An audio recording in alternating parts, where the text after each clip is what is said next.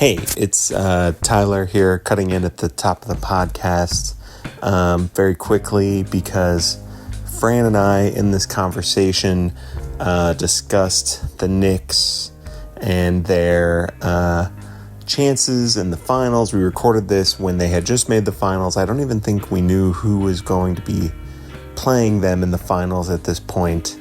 At best, I was cautiously optimistic. And I think that really comes through in the episode, which means I have to come on right now, just to say, Knicks in 5, we did it, let's go Knicks. It was a magical run. It was 4 of the best days of my life, and every game in particular was incredible. And as you'll see kind of at the end of this podcast, we talk about having more fun. And I think for truly 4 of these games, it's some of the most fun I've ever had, going and hanging out with people and connecting with people. And this will all have something to do with Field Guide to Nepo Babies when you listen to the episode and eventually read Fran's very fun book. Wemby's a clown. I have no respect for him anymore. Jalen Brunson, you are the most important person in my life. And I love the Knicks. I love New York. I love basketball. And I hope you enjoy the episode. All right. Bye.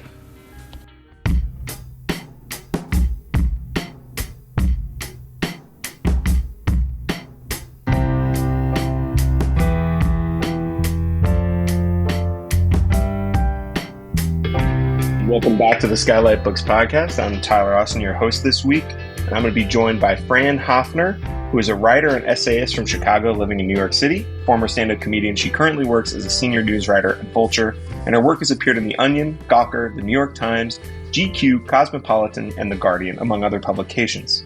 She earned her MFA in fiction writing from Rutgers University and a BA in English and History from Kalamazoo College in Michigan.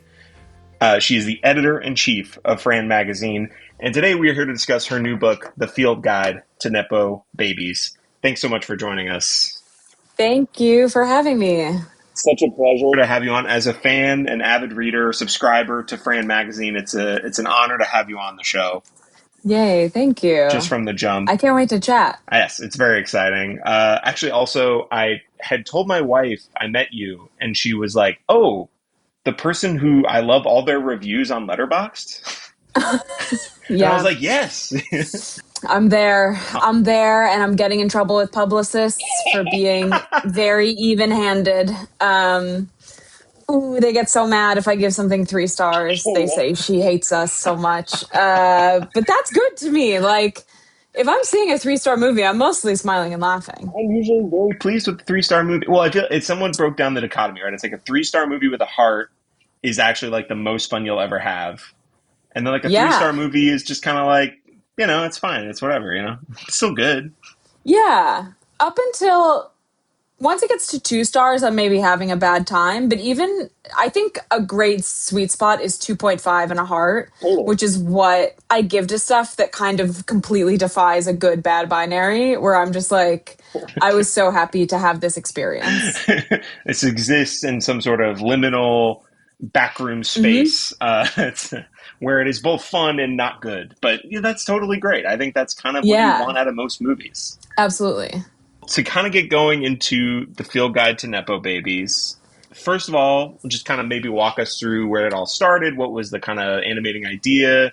Obviously, like, Nepo Babies had a moment there. Yeah, absolutely. It was definitely coming out of that general moment, kind of early post-height of pandemic, 2021, 2022, when it felt like public consciousness was very elevated towards any and all systematic weaknesses. And Nepo Babies, I think specifically in the world of entertainment, has kind of always been, but then especially in that window, like a really easy target, but also a really fun target, because these are often really highly visible adult children who are working really hard to both obscure but also take advantage of their parentage in a way that is not original. It's not new. It's not like a particularly like current problem, but it just felt like we had a whole new crop of Nepo babies to discuss. And I was writing for the new iteration of Gawker at this time, and I became kind of a Nepo baby defender, or at least was very keen to seek out the ones who seemed to be kind of playing with the form. And in the aftermath of that site shutting down and just looking for projects, this kind of fell into my lap as both like a concept and something I could really make my own. And I just like chased it all the way down with workmen who wanted to do a book on the topic, but sort of we landed on I don't know, a point of view that I felt like could reflect like a wider thing without it being too current. And I should very quickly step in to say that, like, this isn't a like, it's like the Nepo Yeah, baby. it's like, Yeah. it's literally not a big deal. And also because, I think as a person in the world, you were always discovering things. And so it feels like a big deal to discover the Nepo babies who are our contemporaries or maybe a little bit younger, or the people who play the people that we are, see reflected on the big screen. But a friend from college was texting me and was like, do you have like a favorite Nepo baby? And I was like, well, I think the all-timer currently living who I just love and I can't get enough of is Laura Dern. And she was like, well, I didn't even know Laura Dern was a Nepo baby. It's like, well, right, because like, she's not our age. We don't need to pick on her. And also, she's a legend. Who cares? 100%. Yeah, I wanted to like have fun in this kind of cross-generational, cross-industry way with the subject. First of all, your friend from college totally sniped, which was going to be my best question. No, but that's okay. I'll let it go. But that Laura Dern's a great answer. I thought of mine. I was like Jeff Bridges. But similarly, would you know or care? Like, most people don't know or care. Like, he's so eclipsed his father, but like was a guy who like clearly got work because his dad was like, hey, this is my son. Do you mind if I like bring him to set? And, Yeah. he's also really handsome and talented, so that helps too.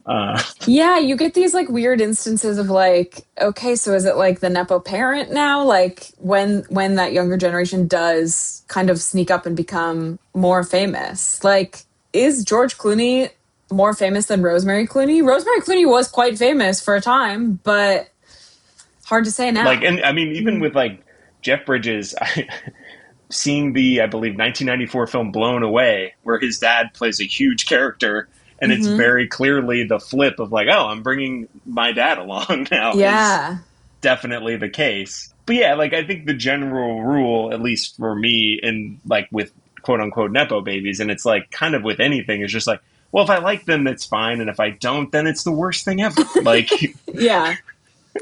It really comes down to personal taste. Yeah, and I think at the time where height of awareness and entertainment was at its peak was also, I think, the peak of no one being quite the right kind of media trained to respond to nepotism. So you also got these weird kind of fumbled lines in the press about how it's actually hard, or even more dismissive in a way that made people just like way bigger targets.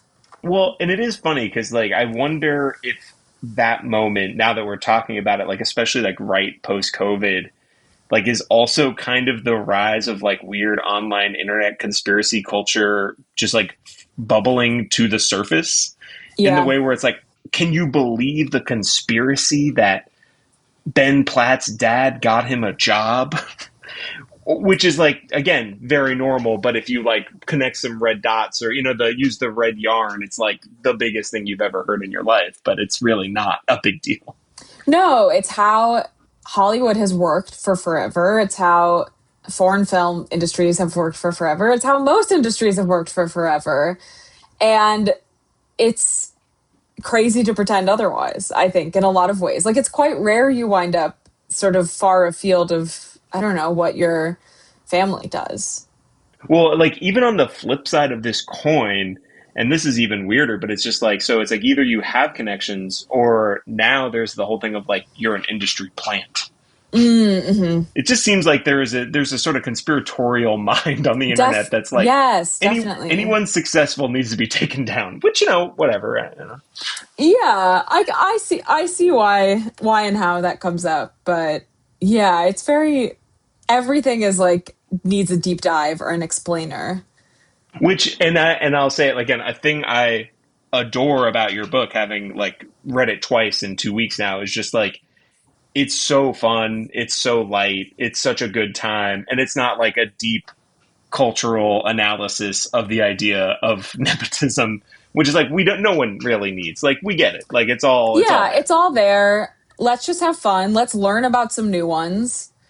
Some ones I did not know. I was very excited. Yeah, there's some great ones in there. I got to sneak in some of like my very like me favorites, or sort of me niche ones, and like talk about like why we care about this so much, which is just that like it sucks to think about the world not being fair. It's like, yes, it sucks that the world is like not fair. And I just feel like it's like, yeah, we just like want it's like the world is attuned to like kind of gossip or like a Mm-hmm. fun fact in a way. Yeah. Whereas like I always grew up being like, because so I'm from Las Vegas originally, and Jason Sudeikis got his start at like it wasn't UCB, it was like No, Second he's City Second Las City Vegas. Yeah. Yeah, yeah, yeah. And so it was this thing of like, oh, we kind of had this like thing to him, and then everyone was like, oh, George Wentz's uncle. And I was This like, was a no, huge but one when I was growing up in Chicago. When he got oh, SNL, everyone's like, well, he's George Wendt's nephew. It's like, that's crazy. You wouldn't care about that at all now. no, that's like such a yes, it's such a departure of like, oh, his uncle's George Wendt. But so that kind of brings me actually to like the very beginning of your book. You go way back, which I love. I Hmm. do love the kind of comprehensive. You go back to Jesus, which I think Yeah. is fantastic. Hmm. So like when you go back to the phrase "Bob's your uncle," like that has its own history and a connotation and all these things. So what was the research like for like how deep did you go? Where how when did you kind of say I need to rein it in. I need to find my examples. The research went about as far as my favorite website ever, the Oxford English Dictionary, OED. I'm sick of Webster's Dictionary defines. I'm like, take me back to OED. So I spent a lot of time just looking at early instances of the use of the word nepotism and where that was coming up. And, it comes up later than you might anticipate for a book that goes back to like the Greek gods, but it's something that like originates in the Catholic Church and like papal hierarchies and the ways in which, I watched one season of The Borgias on whatever channel that was. Like, I know about all that. And so I was thinking around like post Renaissance, early classical era, and when these types of systems and political pamphlets and philosophical pamphlets start to be relevant, and the ways in which people then who had much less information at their fingertips at any given time, who are maybe not as literate as we are now, were suddenly also like doing their own red yarn and being like, wait, all these people in the church seem related to each other in a way that's maybe not correct. I sort of went from there and like went running. I liked having a lot of 19th century examples in there. I'm a huge like classical music fan, and you find so many instances where fathers and sons or uncles and nephews or brothers or husbands and wives have these kind of joint famous careers very much directly in part of the success of someone else. And you have generations of composers, or like a particular favorite composer of mine is like late 19th century, early 20th century Prokofiev, Sergei Prokofiev, whose grandson is now a DJ in London. Like, that's technically the same industry. Yeah. And I just love stuff like that. So I wanted to stick to worlds in which I was familiar, but go back as far as I could and had some prior working knowledge in just like European history. You have the Beethoven examples in there as well, which is really funny. But the Bach one was actually kind of like mind blowing because it's how many people might have had literally the exact names like It's like upwards of 10 to 15. The Bach family tree Wikipedia page is a great place to hang out and look at some crazy charts. Like, there were gajillions of them. And that's one where I am a little conspiratorial about sort of the ongoing successes of Bach. But they were like Kardashians. They just kept multiplying. They all had really similar names. It was very strange. And so I was like, if I'm gonna be making fun of, I think, some really contemporary people who are even like kind of niche, like the Please Don't Destroy guys on SNL, who I love, like, I need to go for some older people too. Right, and it just kind of proves to prove the kind of thesis of it is just like this has always existed in ways you would never necessarily even connect. Where you're like, oh well, yeah, being good at classical music is clearly a like meritocracy. Being a composer should be a meritocracy, but it's not. Yeah, I think a pretty regular person like me, sort of, the angle is less, oh, I'm so jealous that this person grew up in wealth and fame and then gets to exploit wealth and fame for their own. I'm like, wow, if you grew up with your parent being an actor or a musician or something like that, you are entrenched in culture from the second you were born. And like, how amazing is that? I'm like, that's what I'm really jealous of, is not sort of like the upsides of wealth per se or fame, but just being exposed to all this stuff at like a way earlier age. I had very culturally aware parents, but like nowhere near the extent of like, I'm sure this kind of crop of Hollywood Nepo babies. and that is like the thing to be jealous of. And I feel like that's been sort of trotted out as the like argument of like, is it a? I think you have her quoted. It's like the Gwyneth Paltrow, like you grow up at the dinner table and we're talking about this play or that movie, and it's like yeah, I mean it makes sense that it would sort of perpetuate itself at that point. Yeah. Yeah, absolutely. And that's like the most elevated equivalent of that I could even conceptualize as a kid would be like the kid of teachers, which I was quite jealous of. I know it was like that's a sort of weird dividing line in the cool and uncool, but I always thought having a teacher as a parent was so cool. And my mom was a sub, but I was like, that's not the same. That's not the same as Sort of like being a day player. It's not really in yeah, the yeah, yeah. Yeah, your parent being a character actor instead of it's like you could still, but a lot of sometimes. Well, the example I think that makes a ton of sense. That's so interesting in terms of like the way their careers went is Robert Downey Sr. and Robert Downey Jr., yeah. where you're like experimental art filmmaker who like has the like non-linear, these kind of surreal things happening, and then Iron Man are Yeah. just born of the same ilk. Yeah. Though I wonder about him.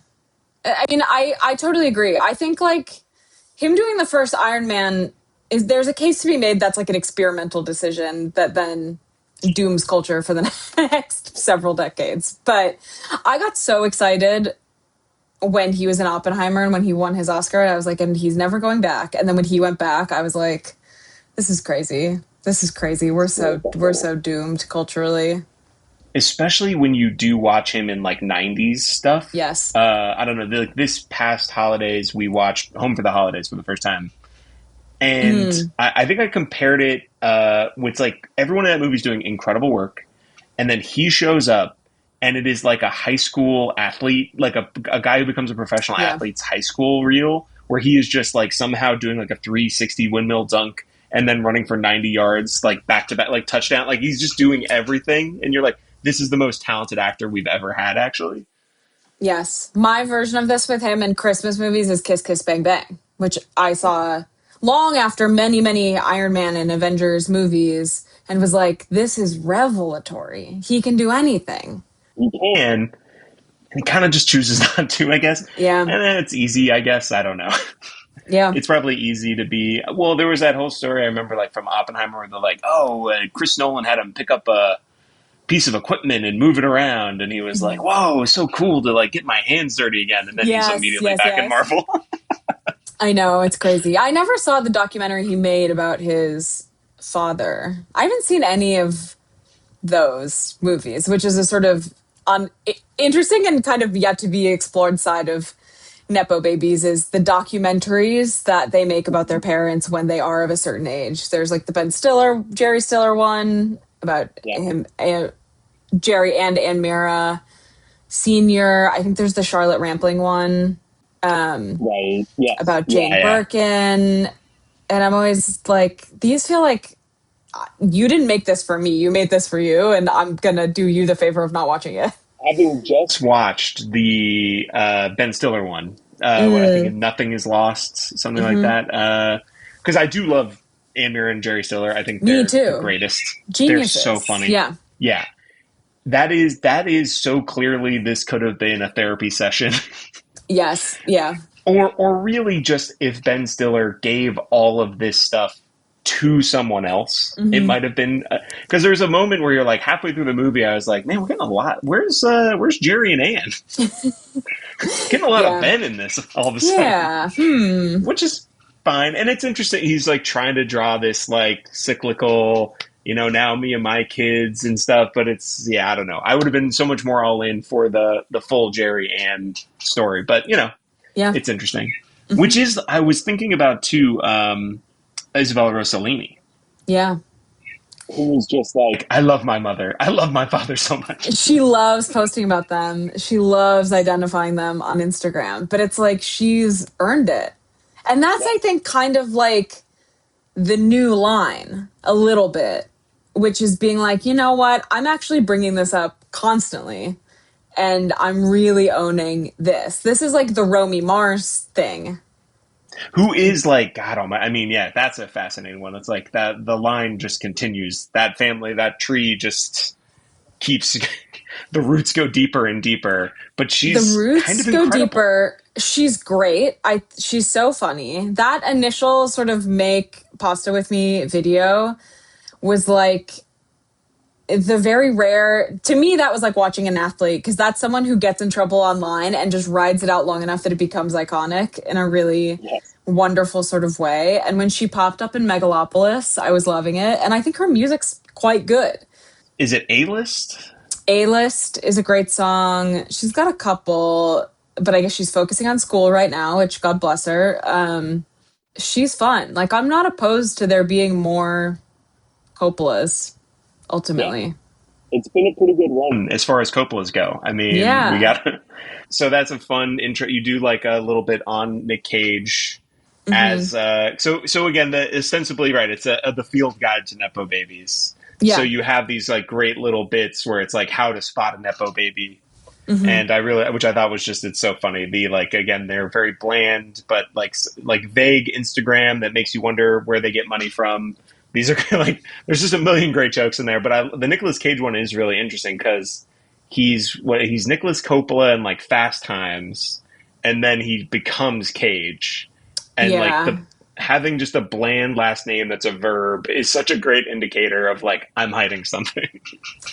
Yeah, the last name change is really interesting, and it's always so easy to blame it on SAG. You can always just say, SAG screwed me over. There's someone else in the guild, which is like what happened with Louisa Jacobson, who's a gummer, which is to say a streep, on the Gilded Age, but there was already a Louisa Gummer in SAG, I suppose.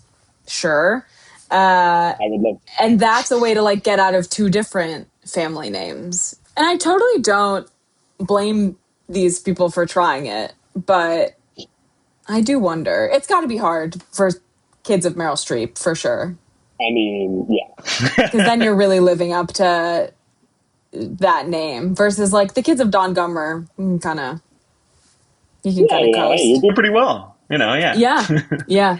It is. There are the interesting ones where it's like, right, exactly. How do you possibly ever want to be compared to, like, yes, everyone's accepted greatest living actress, if not greatest actress of all time? It's like, yeah, putting a little distance makes a ton of sense. I get it. And I always think about, this was written kind of pre The Pit, but The Pit has two Nepo babies on that show, including Taylor Dearden, whose father is Bryan Cranston.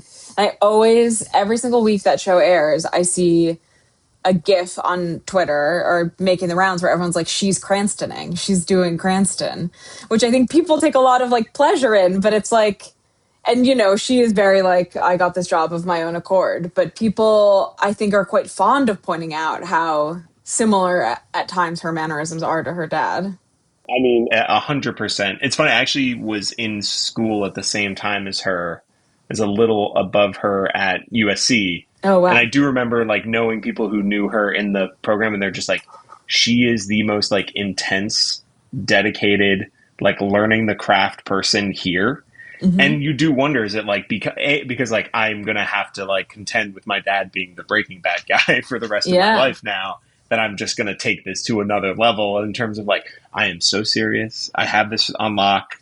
But it is so fun, and it actually reminds me. So I had a couple where I was like, it is funny now, as like things have progressed even a little bit past you writing the book.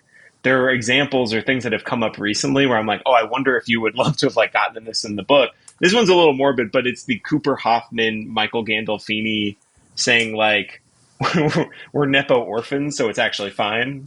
Yeah, they are fine. I can't touch them. I love those guys. I think they're great. Yeah, And I think in that interview, I mean, Gandolfini just like constantly points out people come up being like, "Oh, I miss your dad so much." He's like, "Yeah, obviously, same." I think they're at this really sort of unique and unfortunate position where that discourse has just not really touched them for the most part, and I don't think it should either.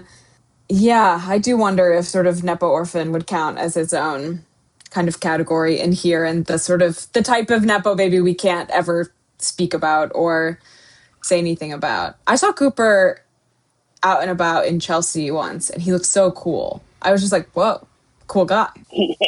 he does seem really cool, and I think of that because it actually truly warms my heart anytime he kind of Hoffmans in a movie. Like Yeah. now, like he does it in um, the Saturday Night Live film, which I almost refuse to actually name as Saturday. Like I just, but I watch always it forget for what it's him. called. I kind of like that movie. It's like totally fine, but like also I don't know. Yeah, I have my issues with it. It's got its pleasures, I feel. Yes. Who's really good in it? The Billy Crystal guy is The Billy Crystal is unbelievable. so good. Oh my god, he's crazy. He's fantastic. But and Cooper Hoffman, honestly, I like almost all of the actors in it. I just wish it like amounted to any like it's like everyone's doing really good Yes, work. a point of view, perhaps. Yeah, it would have been helpful. Yeah. Mhm. But right, like even Gabriel LaBelle, Yeah. yeah, is Hmm. fantastic. Like is doing really Yeah. good work. But Hoffman just doing Hoffman in that movie, I'm like, there's moments, and you're just like, oh, it warms the heart. Like it's amazing. Yeah. I wonder if it's like easier to have disdain for Nepo babies whose parents have like not really carried a ton of relevance in the past decade or have like different connotations. And just because if you don't have this iconic parent, you maybe have to then grapple with like the pure raw talent of the child. Like I feel like Patrick Schwarzenegger is like this weird example where I think he's quite a divisive one because I think, obviously his father is Arnold Schwarzenegger, sort of interesting last 20 years of that guy, mostly not in movies. Yeah. I think Patrick Schwarzenegger is perfectly talented, well suited to most everything I've seen him in, not pissing me off, not wowing me, but not making me mad. And he's also kind of maintaining this aura, at least like on Twitter or elsewhere, of being like kind of a loser, where he's like, oh, didn't get this role. Sometimes when they announce like movies or be like, I auditioned for this and didn't get it, and trying to kind of like unmask that like he has not gotten everything that he's tried to do, that he's both working for it and is not always succeeding. But like, I think people feel slow to warm to him in part because of who his parents are and where they've occupied a position in society the last 20 years. Yeah, he is one of those where it's like so what he's doing in anything is obviously going to be so different than maybe the most singular movie star in the history of film. Mm-hmm. where, Mm-hmm. where you're just like, it's like you can't even really connect them on some level, but it's like he kind of looks like him, he kind of doesn't. But that is an interesting tactic to just be like, oh, didn't get that one. That's like a Yeah. new kind of. It's an interesting way to play at it. I mean, good on White Lotus, I guess. Right? Seems like he's Yeah. yeah. Seems like a great place for Nepo babies to cut their teeth. Yes, exactly. Just kind of let Mike White guide you a little bit and get you into Yeah, that. because they had Yeah. like the Navola kid in there, and I saw him, and maybe there's a sister too. They're in White Noise. They're good. But again, it's like, but then it's also like, Alessandro Nivola and Emily Mortimer, these are character actors. Yes, exactly. But it's like those are some of the interesting ones too, where it's like, oh right, like their parents are like in the world successful, but then like the next generation like goes wildly past them. I guess is like you just Yeah. they had the launch pad to like to Hmm. really shoot them past them.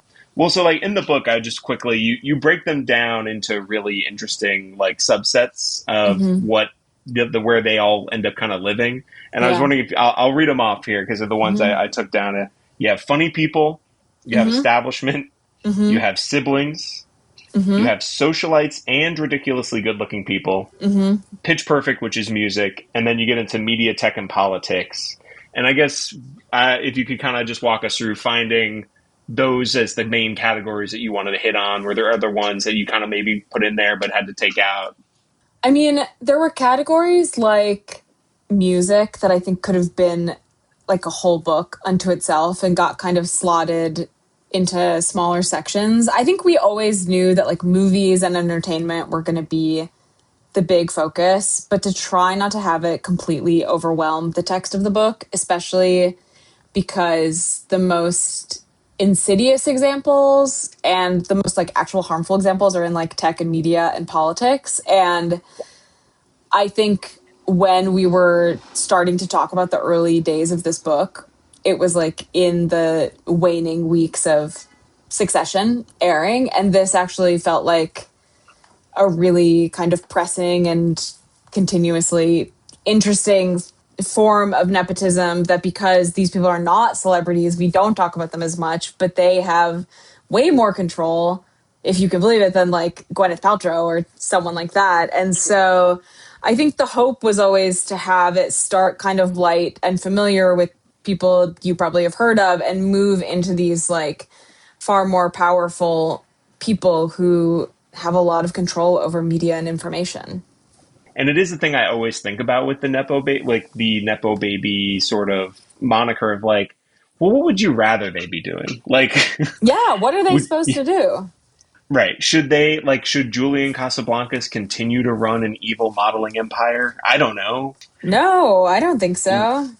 Let him sing. Let him bring garage bands back to New York in the 2000s, please. Like, Please. Well, I always think yeah. about there's a great quote. Rachel Syme talked to Sofia Coppola when Elvis was coming out, or to Priscilla. My God, Oh it's yes. about Oh it's yes. about the Right. woman. Yeah. And she interviews what's her designer friend? Mark Mark. Jacobs. Mark Jacobs. She interviews Mark Jacobs to talk about Sofia Coppola, and he's like, what did people want her to do? Kill herself because she's famous? Like, would you not, if you were just born into this world, just want to make art? Like, for the ones who make art, like, let them make art. That's like one of the least, in a lot of ways, one of the least harmful things you can do, at least in theory. I always think about, there's a great writer who used to work at the Ringer and now I think is doing other stuff, named Sam Donsky, whose work was so formative to me. Love Sam Donsky. So much. I Yeah. love him. I need an archive of those tweets. He really influenced a lot of how I think about pop culture. And I remember he was like, people say vanity project like that's like derivative, as if that's not like one of the top three reasons to do something. Like, and I sort of feel that way about like Nepo babies, especially in entertainment too. It's like following their parents' footsteps is probably one of the easiest and least harmful things that they could do in a lot of ways. I joke about this all the time. It's like, right, again, they could either be like a layabout, like club kid who wraps a car around a pole at 100 miles an hour, or Mm-hmm. they become like like a horrible investment corporate banker who's like subtly ruining the world. Like, again, yes, going into the arts is like about as inoffensive and like, again, truly unimportant to the grand scheme of like seeping evil into the world. Yeah. And I think the kinds of art these new generations inherit wind up just being so different from what their parents do in a lot of ways. So I think like in media and tech and politics, sort of what it's becoming feels much more evil than what it was. And I think in entertainment, it's becoming much smaller scale, actually, in a lot of ways. There's just way more celebrities to contend with that it's hard to say that like they specifically are seeping up all the power in the room. Like there's not as much power in the room anymore in general in Hollywood. Again, coming back to like stuff that would have been great in the book, you have this Ellison Totally. Skydance, like Yeah. that is the most evil thing, and it crosses over into entertainment. But you're like, yeah, this is a nightmare. They would have been, I wish I could have gotten them in the book. They're so fascinating. But then like Megan Ellison doing Annapurna is like, you wind up getting these like odd Nepo babies who are like, I'm actually going to do something similar, but ideologically completely different. It's it's compelling, and it's everything becomes Succession at some point. It's so that one, yeah, where it's like you have Megan Ellison who's like, I'm going to for like 3 or 4 straight years just bankroll every like your auteur's favorite project they could never get off the ground, and then like crash and burn, kind of retool a little bit, and then yes, Mm-hmm. her brother's like, I'm making the biggest movies of all time, and then now I'm also going hard right, Yeah, and like yeah, taking down two legacy media companies with me, sort of. yeah. But I think Megan's like trying to come. I think Annapurna's trying to come back. They got all their games. I'm rooting for her. I'm rooting for her so hard. She had legitimately good taste, which is where you go like, well, at least that's a good way. Again, a great way to use your father's money is just Yeah. like throw it at Paul Thomas Anderson, please. Like, Yes, throw it do at me a Paul Thomas favor. Anderson. Throw it at Mona Fastfold. All of that. Throw it at weird video games that I'm never going to play, but I totally respect the existence of. Well, and like the Succession thing is also so interesting because you do briefly get into sports, and Yes. which is filled with like weirdly, although again, this is another one where I go like, well, straight genetics, and just Well, like watching someone do something, right? Like, yeah, sports is like as close to a meritocracy as we have. yes, You kind of can come from anywhere, and if you're really good at a sport, you can become a pro athlete. Like it's kind of crazy. yeah. Obviously, there's ways in which privilege helps, depending on the sport, but a lot of the times, like sheer raw talent will get you there. I mean, honestly, we were talking. I'm wearing a Knicks hat. Knicks are making it to the finals. By the time this comes out, they'll have already lost and broken all of our hearts. Uh, but Maybe like not. Maybe not. maybe I was not, maybe like not. giving a coworker like a kind of hard pitch on sports, and it's like, it's like you hope something crazy happens. That's why we all watch. Maybe something crazy will happen. It's the real, true, in real time drama that you'll ever have in your life. Yes. But I think of the Knicks, and it's like Jalen Brunson. I mean, I kind of maybe goes reverse where his dad is on the coaching staff, Yeah. and his Yeah. dad You was a get a lot player. of, yeah, you get a lot more like coach and player type of relationships, or you get like Bronny is taking all the heat for kind of like NBA Nepo babies right now because there's otherwise not a ton of them, or they sort of cross a line. A different coworker was suggesting that like in a generation's time, we will have far more sports Nepo babies. That it's just sort of like early days in a lot of basketball or football for these generations. I was like, I don't know. I don't know. Ooh, it's tough. Like, I mean, it is interesting. Well, Bronny's the interesting one because that's the one that really makes me think of Succession in Mm-hmm. terms of like, I legitimately like kind of awed the fact that like LeBron James is now playing with his son. Absolutely, like that Mm-hmm. is very cool.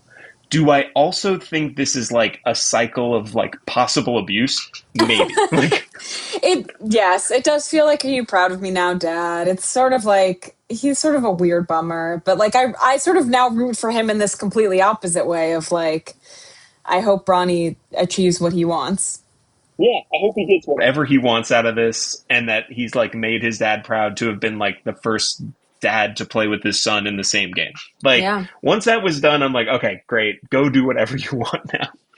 yeah, But there is nothing that makes me personally, feel like time has passed and like I have become aged than like, oh, Joey Porter's son, Joey Porter Jr., is now getting drafted to his team. And it's like, I remember watching Joey Porter. He's had a whole adult son now become a professional athlete. This is it's crazy. crazy.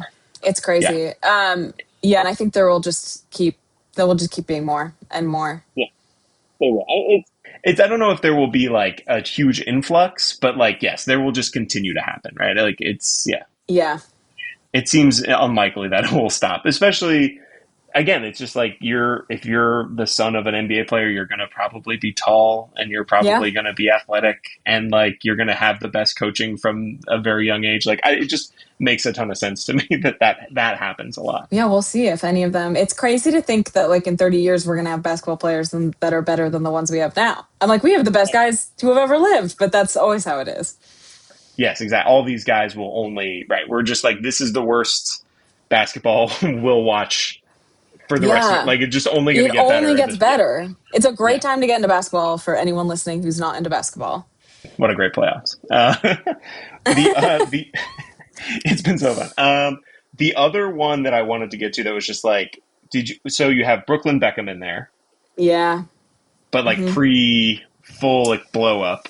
Yeah. Which Yeah. is like a weird, interesting Nepo like lashing out. And then Yeah. his wife, who's also she's like not really Nepo, but kind of it. Like, where does she land for you? She's strange. She's definitely a Nepo baby. I mean, I get a sort of weird dig in there at Cody Horn, who's like a now forgotten executive's daughter who got a role in a movie, but like the more contemporary executive's daughter who's getting roles in movies and is now directing movies is Nicola Peltz.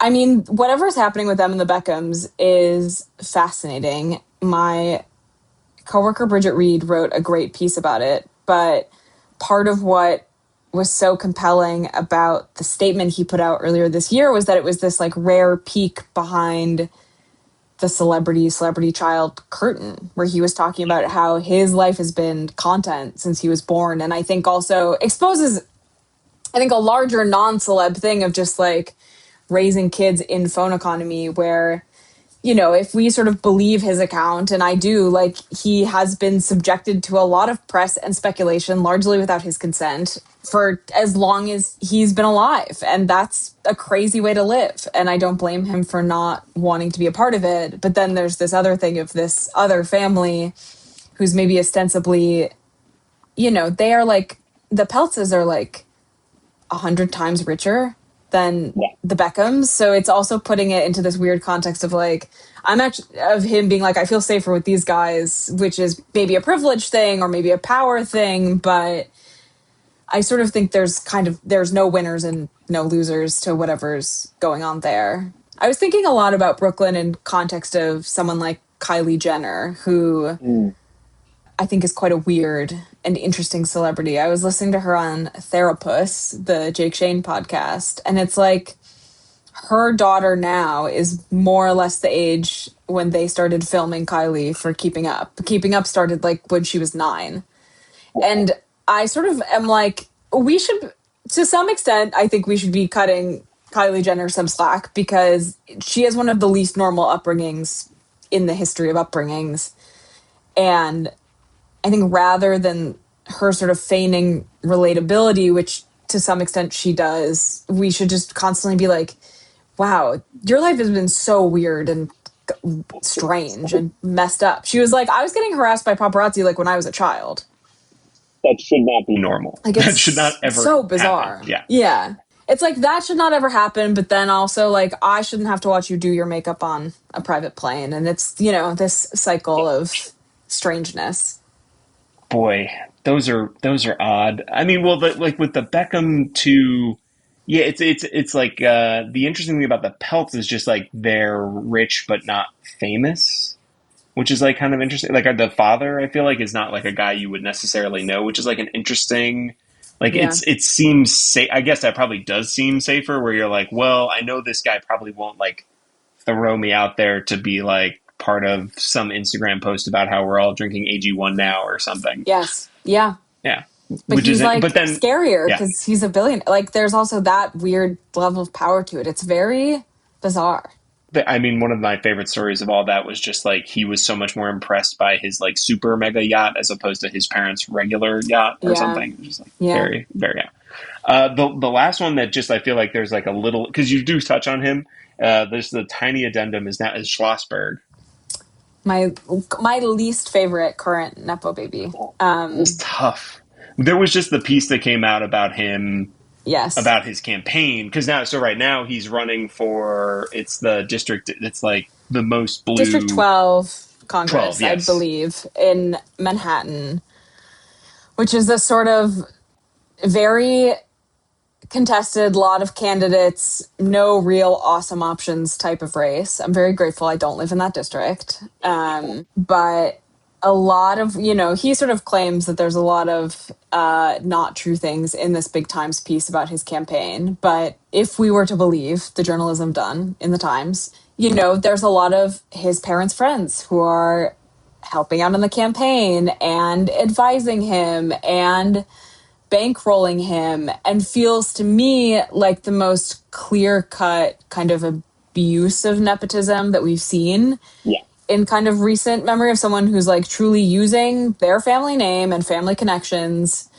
to get access to worlds and positions that maybe they would not otherwise be extremely qualified to do.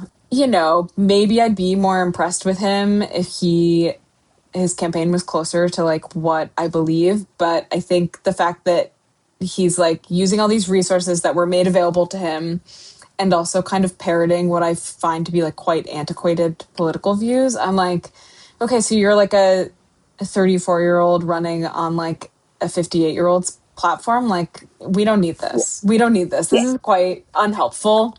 And yeah, I think he's like obnoxious. I do, but I have like great. It's funny because, or it's not funny, but it's like sad. I have quite a lot of affection for his now late sister Tatiana, who I think Yeah. used a lot of her connections and access to material wealth and good education to like report on climate change and do these things that feel like quite altruistic. Like, if there ever is like a quote unquote like good way to use this privilege, it's to kind of pay things forward or try to contribute in a way that makes things easier for the other people around you, which is what I think he thinks he's doing. But I just personally don't think that's what's happening at all.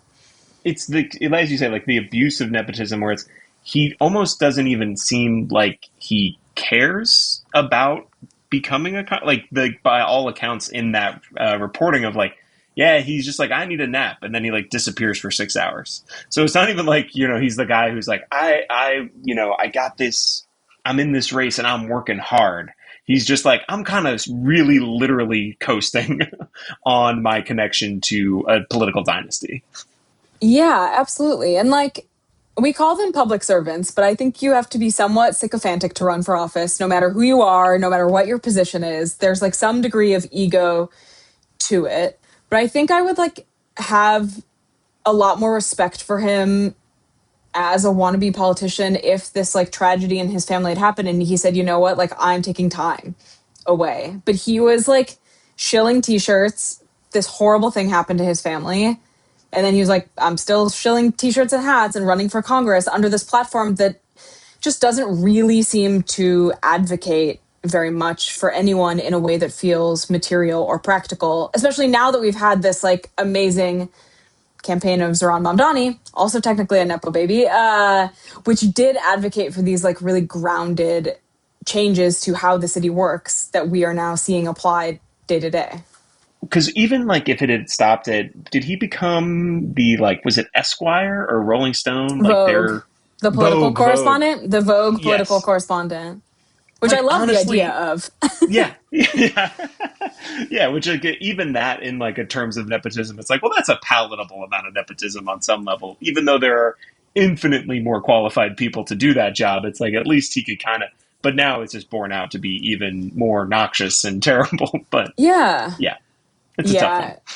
He's tricky, and I'll be happy when this race is over. I was going to say, oh, actually, it is funny. Like, just in the tech and media space, this was completely by happenstance. Over the Memorial Day weekend, we had some friends over, and we were talking about like Nvidia, the microchip company, for some reason, Oh, yeah. Mm-hmm. and we like dug into that a little bit. And it's also like there's some nepotism in there where the founder's daughter is, and this is where we were like, oh, this is definitely nepotism because they're like the head of marketing. Mm.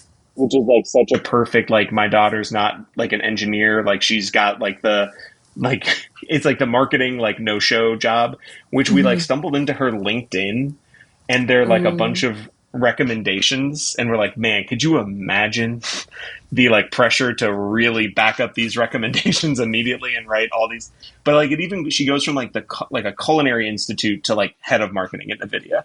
It's like it's an totally. incredible resume.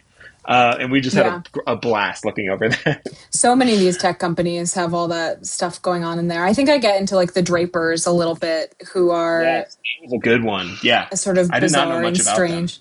Yeah, and they sort of straddle the line of like business and entertainment too. Right, because they tried to get their own reality show They going tried at to get some their own point. reality show, but then like Polly Draper is an actor and her Right. kids Yeah. are Yeah. actors. Yeah. So Right. there's also, yeah, where they're all trying to kind of be celebrities in a very strange kind of way. Yeah, it was them, and like the Dells were really interesting. Like, yeah, the tech stuff was really, ugh, yeah, Yeah. terrible. Um, well, so the kind of, as we're kind of, I think we're kind of wrapping up. We're coming down to like almost an Hmm. hour. So just real quick, because the book is like so cool and it's so fun, and I love the form of it. I just want to quickly, like, how did you kind of get to sort of this like Tiger Beat style? Like, when did that hit as the way that it needed to look? I think we always knew that it was going to be quite an image driven book and that it would have this kind of splashy, colorful appeal. And in having those initial conversations, I was like, well, if the interior of the book is going to look like this, I want it to feel like a magazine or like Amelia's diary, which was, or Amelia's notebooks. That's what they're called. They were these like YA books that I loved when I was a kid that were in these like speckled composition notebooks. And I was like, I want there to be quizzes and I want there to be these things that you can like ask your friends about. I just loved those kinds of books when I was a teenager and in college. And I loved reading those kinds of like magazines. Like, even if I had already read the Cosmo, I was doing the quizzes over and over again with friends. And yeah, and then when it came time to doing cover, it was like, yeah, it should feel like a diary. It should feel kind of gossipy that you're being let in on some kind of secret thing. And some of this just comes down to me realizing, like, in the last 2-ish years, like, I actually want to be having way more fun. I'm going fun forward. And that's not to say I don't love like unfun writing and reading unfun books. Some of my favorite books are really not fun, but I think having more fun experiences can only be positive. I'm exploring this for myself as someone who's previously resistant to it. And so, yeah, I just wanted it to be something that could be enjoyed in like a really tactile way. Like, it's little, bring it to your upstate weekend and tell your friends a crazy fun fact. Like that felt to me like the ideal readership of a book like this. Yeah. Absolutely. I mean, 100%. It like, it so nails that feeling of just like the quizzes. Again, I love like anytime you can see like a photo of Sabrina Carpenter and John Carpenter next to each other, and like with, with like, their lists of accomplishments beneath them. It's a win. It's fun. I just not just out It of feels like they should be related. I'm it, like, there should be something there, but well, you know, she's what, the niece of Nancy Cartwright, yeah, which is yeah. like, So again, she's got her own connections, but it's sort of nothing that's helped her. yeah, exactly. Right. But it just, it feels like so out of left field. Where you're like, it feels like such parallel thinking to be like, and she's the niece of Bart. Well, just beside the point, what are things in your life you're doing to have more fun? I'd love to know for my own, as Oh my someone gosh. similarly resistant to fun. I am reading a lot more romance after being resistant to it for a long time. I'm loving the idea of just kind of splitting my reading into like my fun, silly book and my like more serious attempt. So I'm in like a classics book club, or like we read War and Peace earlier this year, and kind of supplementing that with things that I can read in like a nice sunny afternoon. What else am I doing? I'm gardening a lot. That's very fun for me, but I'm very low stakes. I'm getting ice cream. That's sort of standard for me, but I'm really making it a point to do it weekly. Oh, and I'm trying to see more live music, which I actually don't do a lot of, because I don't love crowds or when things are loud, which is sort of the hallmark traits of that experience. It But is. Yeah, pretty common, yeah. I'm like, ooh, maybe I should see Rosalia. Like, that's a crazy idea for me, but why not? And yeah, just like really, I think because a lot of my job is engaging with culture and seeking out culture, there's a lot of culture stuff that I do just very because I have to be economical about it. I'm doing it by myself. I'm watching it on a laptop while I'm doing other things. And when I can make events of going to see a movie or watching a big TV show, like trying to do that as much as possible. Like we're talking right before Backrooms comes out. Like I'm seeing Backrooms with like a group of friends, which is not something I used to really do. I'd be like, okay, I'm seeing a movie by myself or with my husband or one other friend, but I'm not going with like a group of people to a movie. That's crazy. What was I gonna say? Backrooms. Oh, I got really into UK Celebrity Traders. Oh, very cool. Yes. Which is I love.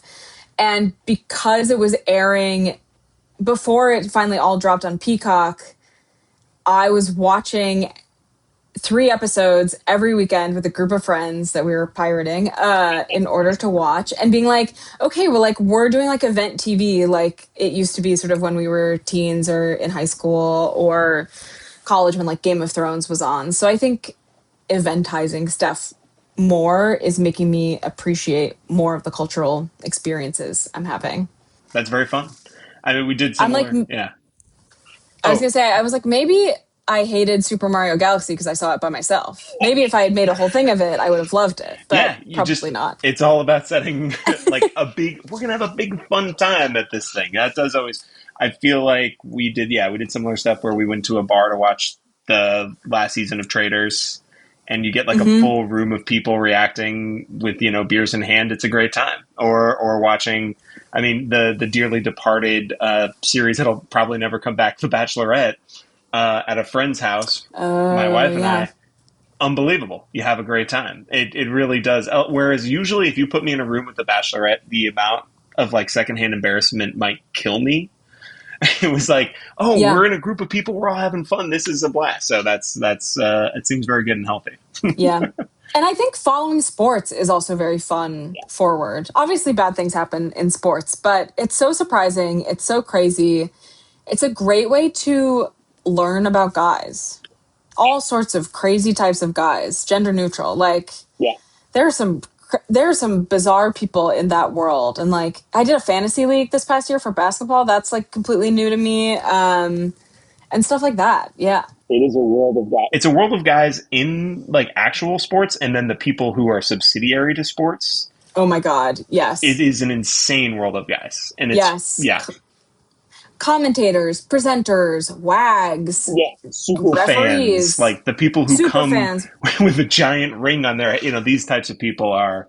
It's great. It's a blast. It's amazing. Yeah. I always think kind of near the end of COVID, like 2021, my wife and I got like unbelievable, like 7th row tickets to a Clippers game. And it was amazing. Like it was a pouring rain night in Los Angeles. We get to the stadium and it's like a really high scoring game. We're having a blast. And I'm like, man, live sports, the greatest thing in the world. There's just nothing better. The excitement of being A, we're so close. B, this is really fun. And then it dawned on me that it ended up being the second highest scoring game in the history of the NBA. Oh my God. And I was just so like, fun. No wonder why this is so much fun. But it also makes me want to go back to sports all the time. You just never know what's going to happen. It's the best. Yeah. Yeah. You know what I think they should bring back, but not the context in which it happens, is the bubble. I think every 10 years they should do a bubble. Yes, I agree. Maybe? It could be fun. It was pretty, everyone having to like camp out and be there. It was pretty amazing. The stuff that came out of it, the basketball was awesome. Yes. Like I think all those guys being forced to hang out with each other all the time was good. Yes, it was. That sort of took me from casual fan to like actually following basketball was the bubble. So I have maybe it wouldn't be as good without definitely that, but the feeling of like, wow, we are just like mainlining basketball after not having it for so long was just like, what a breath of fresh air. It was insane. It was unbelievable. And yeah. Exactly. The storylines, you can't beat it. Well, so okay, two more things, and I'll let you go. Just one real quick. You use the phrase clopen. God bless you. I mean, truly. Oh, yeah. Worked them my whole life at this point, and it's, and to say that if you're a Nepo baby, you probably are unfamiliar with the phrase feels very correct. Yeah. Yeah. Clopens are for the real heads. Yes. The ones who just, you're leaving at 10 and you're going to be back there at 6 a.m. And what are you going to do in those 8 hours? It's a different world. Yeah. My last service job I had, I only ever worked mornings. It was crazy. No one wanted to get up early. So I was the only person who was there in the mornings constantly. And I never had to do a clopen, but I felt like I was being left out of something because I used to do them all the time. It is like when you don't. So yeah, I'm basically the same at the bookstore where I don't have to do it anymore. And we're very lucky in that, like, I think we open at 10. So like to even call that, like, it's like late morning. So totally. Yeah, a clopen is not that bad anymore. Even if I were to do one, like, I pick up a shift, but yeah, it's a different world at night. I don't know, who knows what's happening after 5 o'clock at the bookstore. It's, it's lost to me now, but it's okay. Yeah. And then the last one is just as like a personal pet thing for me was finding out that King Princess was related to people who died on the Titanic, is an heir to the Macy's department store. As someone obsessed with the Titanic, was just like mainlining drugs to me. That was amazing. Yeah, I feel like that's a really known one for like bisexual women of a certain age, and for everyone else, they're like, "What are you talking about?" But that's just such a fun one. And you know what? She's a pretty good actor in Sung Blue. So, and I like her music. So I'm like, you go, little Macy's girl. I feel like whenever she like debuted on SNL, being like, the word was like, oh, her dad owns a production company, like a recording studio. Yes. Mm-hmm. And then to learn, like, because I was like secure and knowing, like, oh, King Princess, like, I know where this is going. And then, like, the black and white photo of her relative. Oh, she's like, yeah. It really got me. On the Titanic. But that's like, does that make her a sort of long lost sort of orphan Nepo, where it's like, well, there's this tragedy, so we got to root for her. A lot of tragedy, yeah, it's true. We gotta hope for the best. Well, yeah, I mean, that's really all the biggest stuff I wanted to cover. I mean, it's so fun. It's such a blast. Thank you so much. We would. It was fun to write. Oh, yeah. I mean, yeah, you like, and honestly, and I say this so you can totally tell that you're like having a blast writing it. Like, it just comes across. Like, every joke is great. The fun with the captions, you're doing like awesome. I put it in league with Al Pacino's captions in his book. Oh my gosh, I still haven't read. I really need to. Flip through and you get to the photo stuff, and he's like, "It's me and my friend Giuseppe from the neighborhood. We were crazy kids." Like, it's unbelievable. No one was checking that stuff. That's probably the stuff he wrote. I love him so much. He was so excited to write the captions, and you can tell. But yeah, to everyone who's listening, you should absolutely grab this book from SKYLIT Books. It would be in our Arts Annex, which is the really cool older brother version of our store, which is just 2 doors down from the main store where all the cool stuff is, where all the cool media, all the cool art, photo and art books are. Fran, thank you so much again for being here. It's been such a pleasure. Thank you. Yeah. This has been the best. Yeah. I love SKYLIT. Thanks for listening to this episode of the SKYLIT Books podcast series. We hope you enjoyed it.